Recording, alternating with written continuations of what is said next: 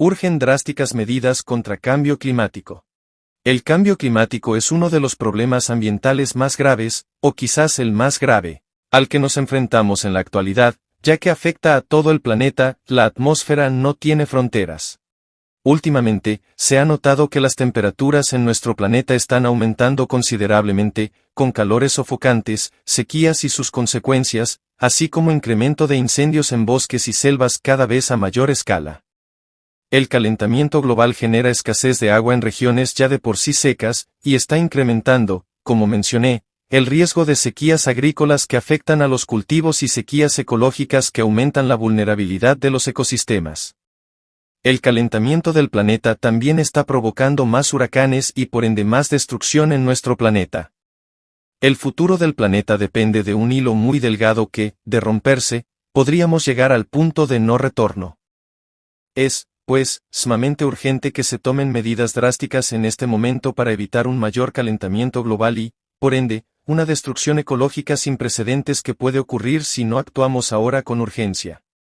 Como comparación, si tomamos en cuenta el tiempo que existieron los dinosaurios sobre la Tierra, los cuales fueron los vertebrados terrestres dominantes durante 135 millones de años, y lo comparamos con el origen del ser humano, es decir, la especie humana moderna, llamada Homo sapiens, de la cual los primeros indicios surgieron en África hace unos 200.000 años, y con la época en que los humanos empezaron a modificar el entorno en el Neolítico, hace apenas 10.000 años, y a partir del siglo XX donde radicalmente hemos explotado al planeta, es decir, hace apenas 124 años, nos daremos cuenta de que el ser humano ha modificado bastante el entorno terrestre en muy poco tiempo. De seguir este ritmo de explotación en 50 años más, las regiones densamente pobladas serán las más afectadas.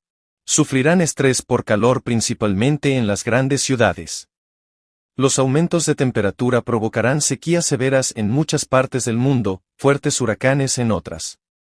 Habrá un impacto negativo drástico en la agricultura y escasez de alimentos, subida de precios. El sabotaje del Nord Stream arrojó gas metano a la atmósfera. Las emisiones totales de metano filtradas durante el incidente es de 230 kilotoneladas, es decir 230.000 toneladas de gas metano emanadas a la atmósfera. El metano es el principal contribuyente a la formación de ozono a nivel del suelo, un contaminante atmosférico peligroso, cuya exposición causa 1 millón de muertes prematuras cada año.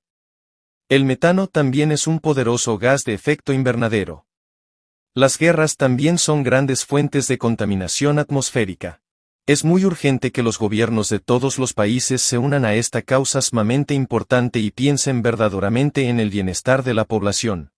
Como hemos experimentado, el clima y los terribles efectos del calentamiento global que ya estamos viviendo empeoran más cada año que pasa.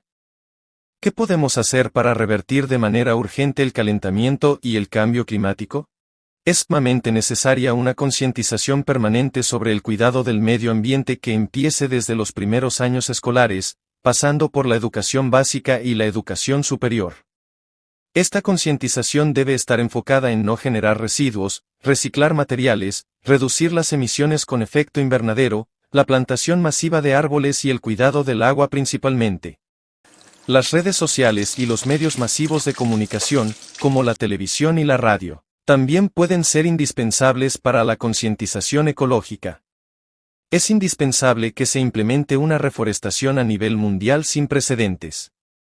Un ejemplo de esto es el programa de reforestación más grande de la historia, Sembrando Vida, implementado por el gobierno de AMLO. Hasta el momento, se ha superado la cifra de 1.000 millones de árboles frutales y maderables sembrados. Al término de esta administración, se estima cubrir 1.139.372 hectáreas en los estados donde tiene cobertura el programa. Para 2024, el presupuesto asignado a Sembrando Vida es de 38.928 millones de pesos. De este modo, todos los gobiernos del mundo deberían implementar programas de reforestación a gran escala. También sería muy beneficioso utilizar tecnologías, por ejemplo instalar el calentador de agua solar para evitar el consumo de gas butano, el cual tiene efectos de invernadero. La instalación de paneles solares te hace ahorrar en energía eléctrica y evitas contaminación generadas por centrales termoeléctricas. Cambiar a energías más limpias, por ejemplo, cambiando los motores de combustión interna de los vehículos de transporte, que funcionan con combustibles fósiles como la gasolina o las baterías de litio cuyo proceso es muy contaminante, por vehículos que funcionen con agua.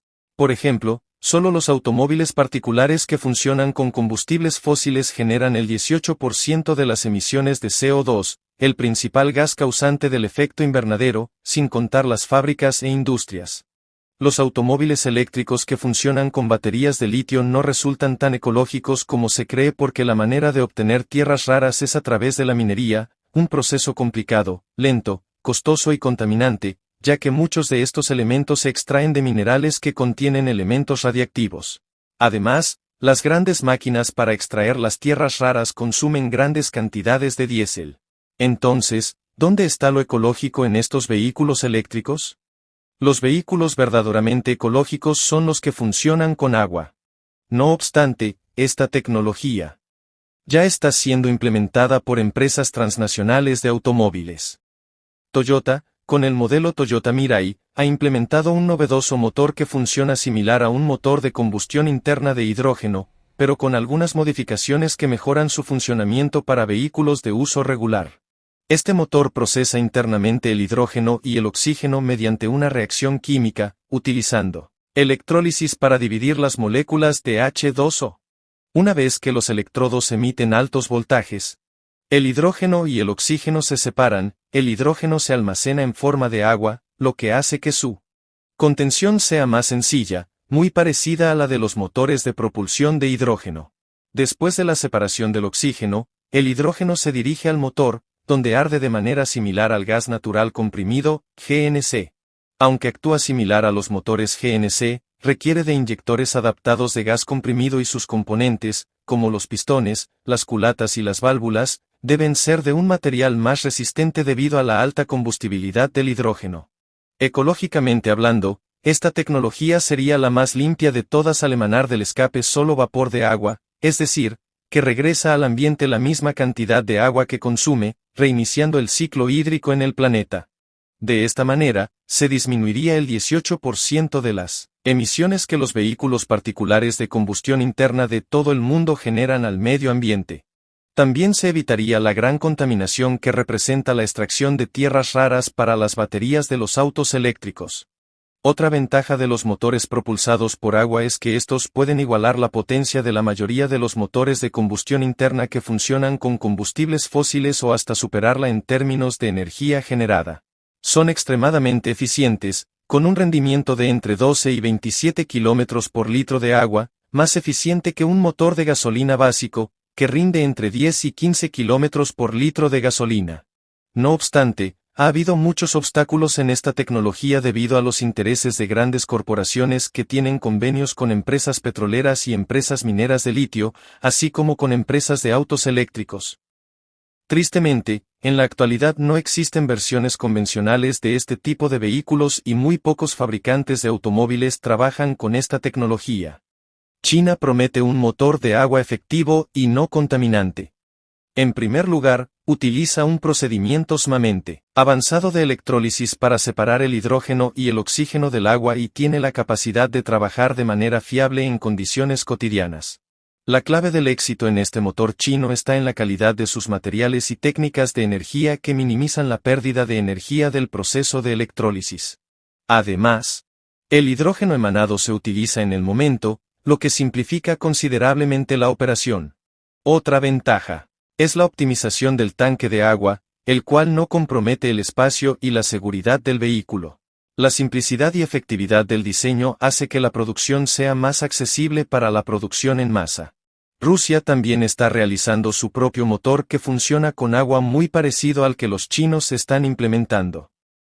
Aparte de esto, se debe ya estar avanzando con paso firme en la futura colonización de Marte y en el importante hecho de estar ya acondicionando ese planeta el cual será nuestro siguiente hogar planetario ya que aunque aún falta mucho, la expansión del Sol es inevitable en la medida que se va consumiendo su hidrógeno.